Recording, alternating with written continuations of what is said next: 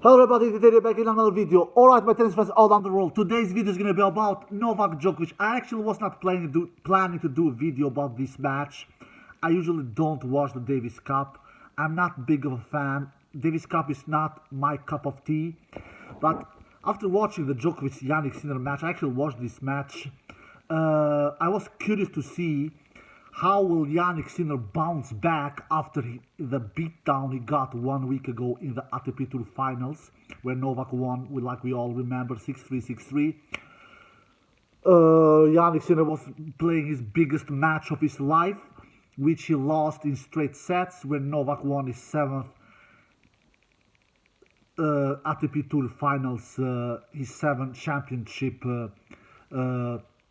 tournament in his career, and of course broke the Federer's record because he had 6 titles there with the record that he shared with Federer. Now he has 7 there.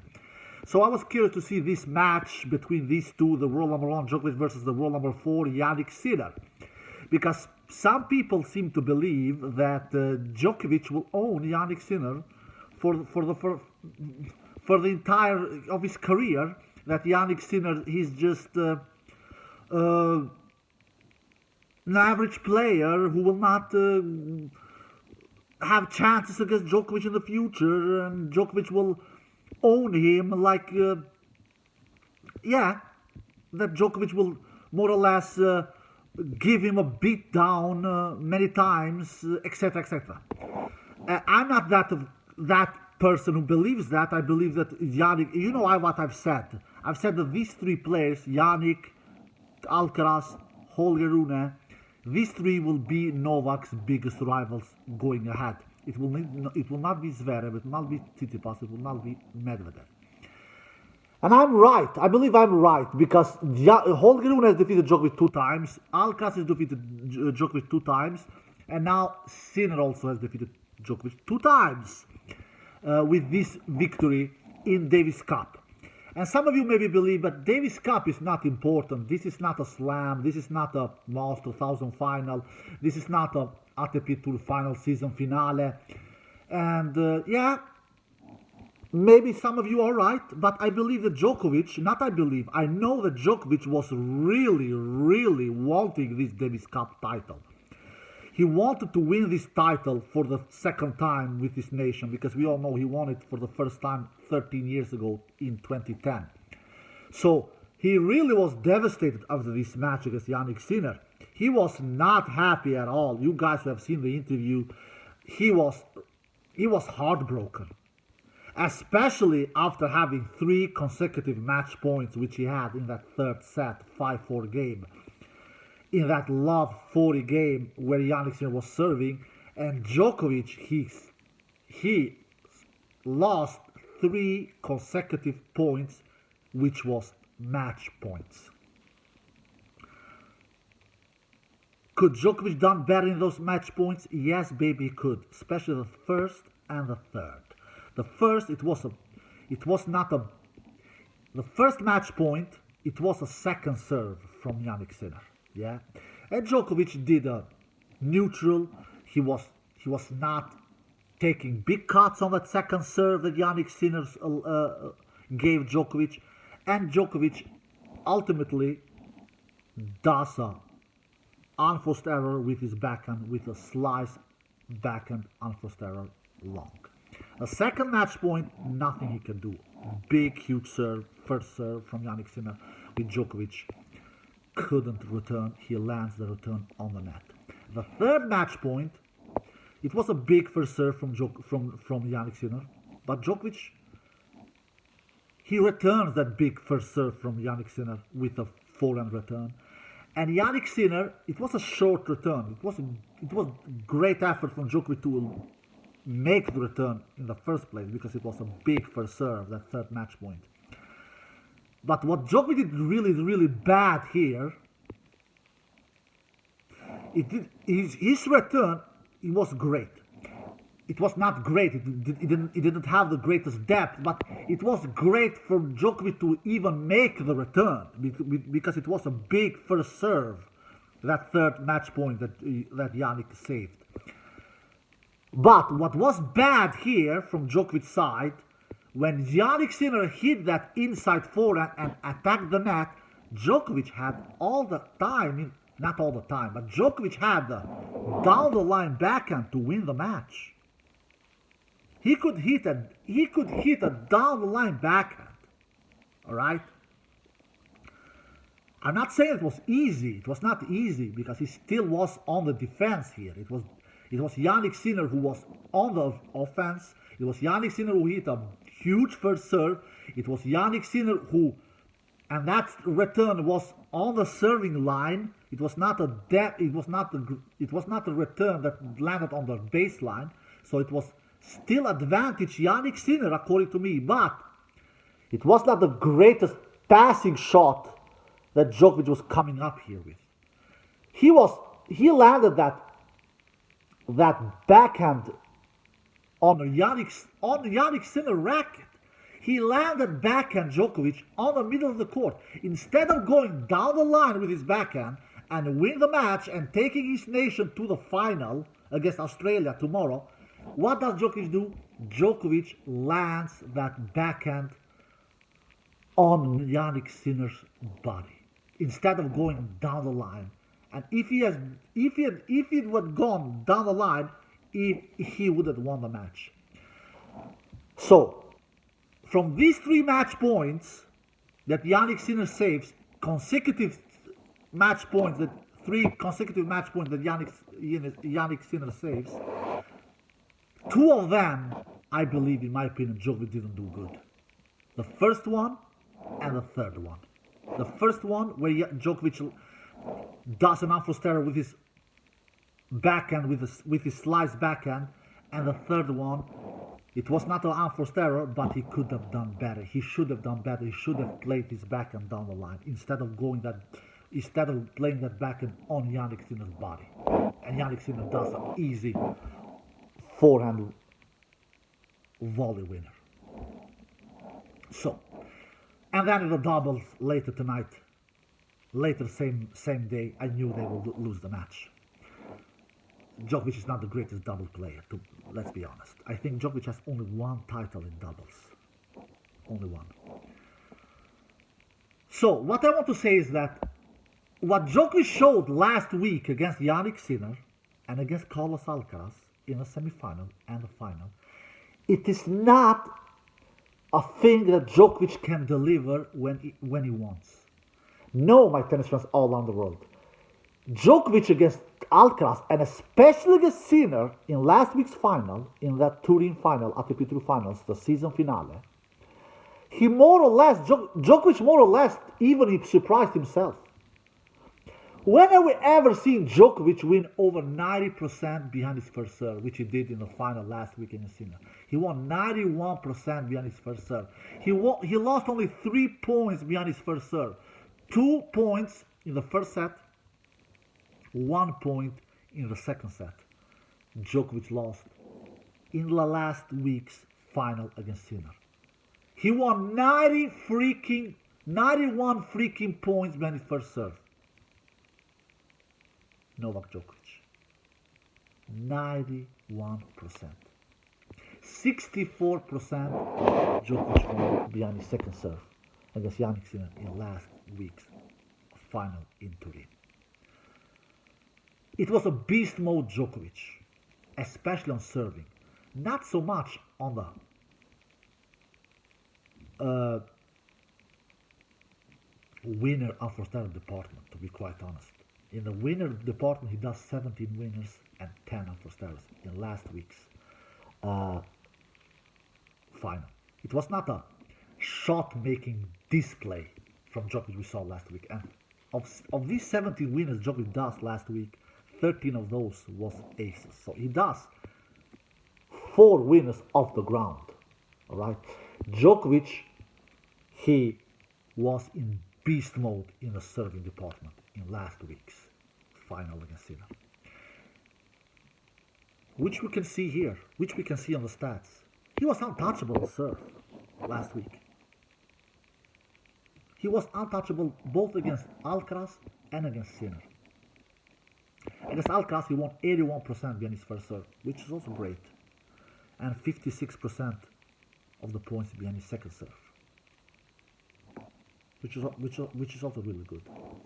Didn't drop his serve one single time against Alcaraz, even though Alcaraz had 4 break match opportunities actually in the semi-final, 2 in the first set, 2 in the second set. Djokovic was clutch, saved all those 4 break match opportunities that Alcaraz had. Then 1 day later, if he was great mode level against Alcaraz, he was beast mode level against Sinner. He raised his level even higher against Sinner, especially in the serving department. Fast forward, Djokovic landed on earth in Davis Cup. I was really surprised seeing Djokovic serving that huge, especially not only with aces. He did 13 aces, 0 double faults against Sinner in that final 1 week ago, but winning so many points when his first serve. I can't recall when I've seen Djokovic winning 91% of the point of his first points, of his points behind his first serve. 91%. I can't recall. I will do a big call here. I will say that I don't think we will ever see Djokovic win over 90% behind his first serve ever again in his career. I don't think so. What Djokovic did in that final against Sinner, he overperformed behind his first serve. He overperformed. He really did. So the reason I saw this match against Sinner, not that I like Davis Cup, I don't care about Davis Cup. Davis Cup is not my cup of tea. I just wanted to see. I was convinced Djokovic will not serve that kind of he will not be that beast mode level serving again in a Sinner. Of 2 reasons. First of all, the courts are not as fast in Malaga like it was in Turin. And second of all, I just thought that Djokovic was overperforming with his serve in a Sinner. He was overperforming. He will not be able to put that kind of a serving display again against Sinner.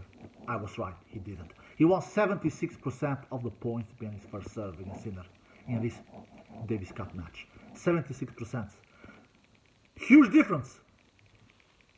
He won 58% of his points behind his second serve, which is great.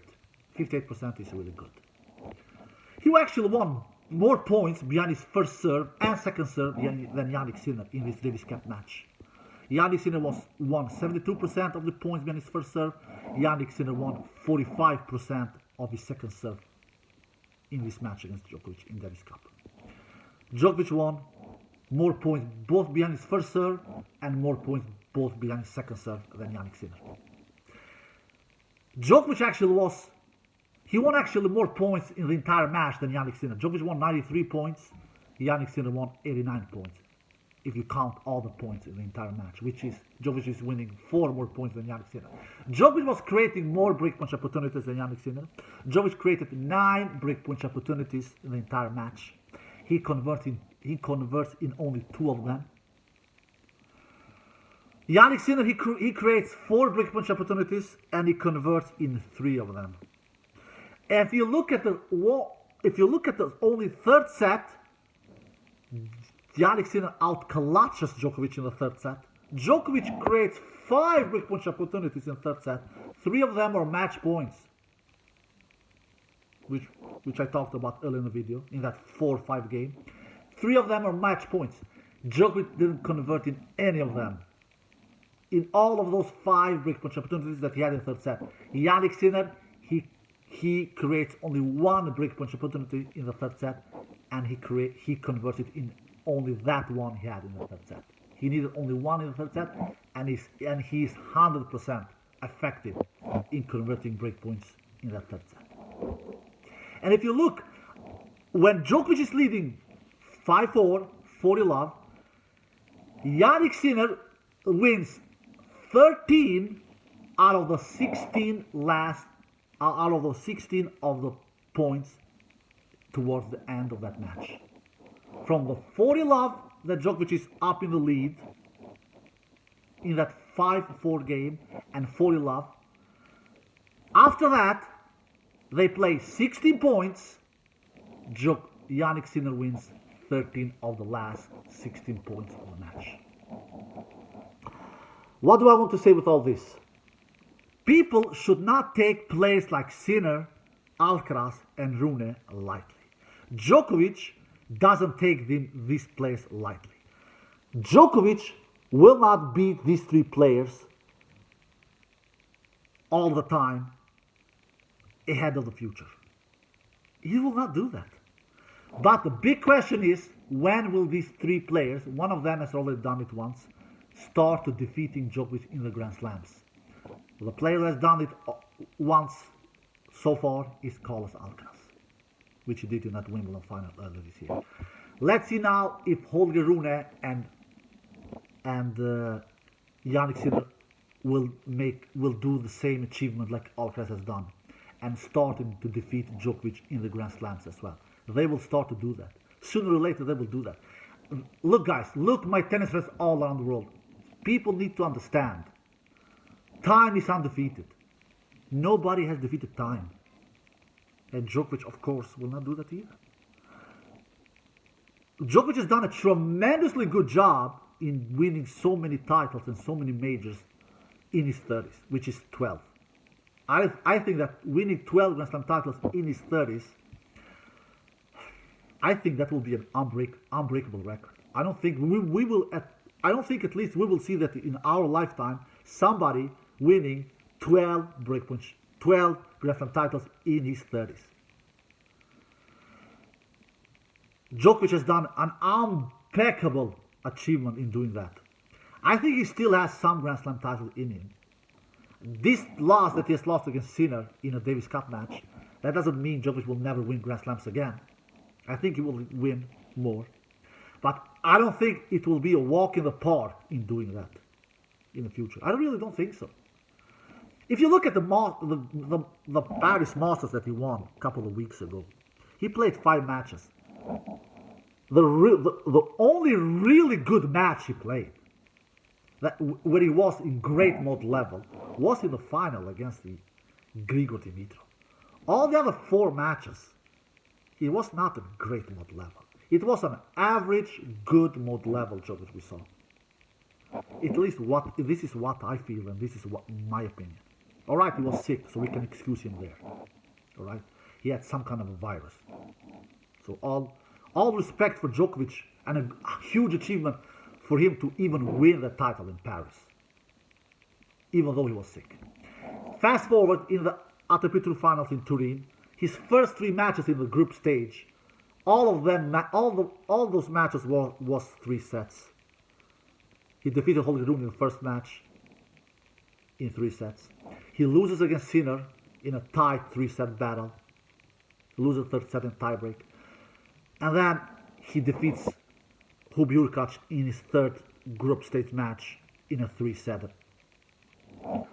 His first 3 matches in Turin, it was not a great mode level Djokovic, or definitely not a beast mode level Djokovic we saw. Djokovic was great mode level against Alcaraz in the semi-final. But you know what I've said, Alcaraz was not good in that semi-final. He was spraying the balls with many unforced errors.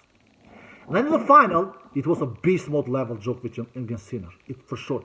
Sinner didn't do his match of his life. He did 30 unforced errors and 18 winners. So he does 12 more unforced errors than winners. But all respect to Djokovic, he was serving like a monster. Fast forward 1 week later, Sinner does a much better job, much better match in this Davis Cup match, where he does 41 winners and 43 unforced errors. He does 2 more unforced errors than winners. Djokovic, on the other hand, in this match in the Davis Cup, he does 20 unforced errors and 18 winners. So he does 2 more unforced errors than winners. It was not a beast mode level Djokovic we saw against Sinner in this Davis Cup match. It was not a great mode level Djokovic we saw in this Davis Cup match against Sinner. It was an average, good level Djokovic. Definitely not more. So, if you guys out there in the world believe that Djokovic is taking these players like Sinner, Alcaraz, and Holger Rune lightly, you don't know a crap about tennis. Djokovic doesn't love facing these 3. He knows that these 3, Sinner, Alcaraz, and Rune, are the future of tennis, and they will believe me, my tennis fans all around the world, mark my words, they will start to defeat Djokovic in Grand Slams as well. It will happen sooner or later. One of them has already done it, which you know who that is. Holger, Rune and Sinner will also start to do that. They will not lose in Grand Slams against Djokovic, Rune and Sinner forever. Alright guys, I hope you enjoyed this video. If you did, one more thing I want to say. This was Novak's 4th ever match in his career where he has lost after having match points, which is not bad. A player who has played over 1,000 matches in his career and losing only 4 matches after having match points. This is incredible. Federer has lost over 20 matches after having match points. I believe he has lost 24, something like that.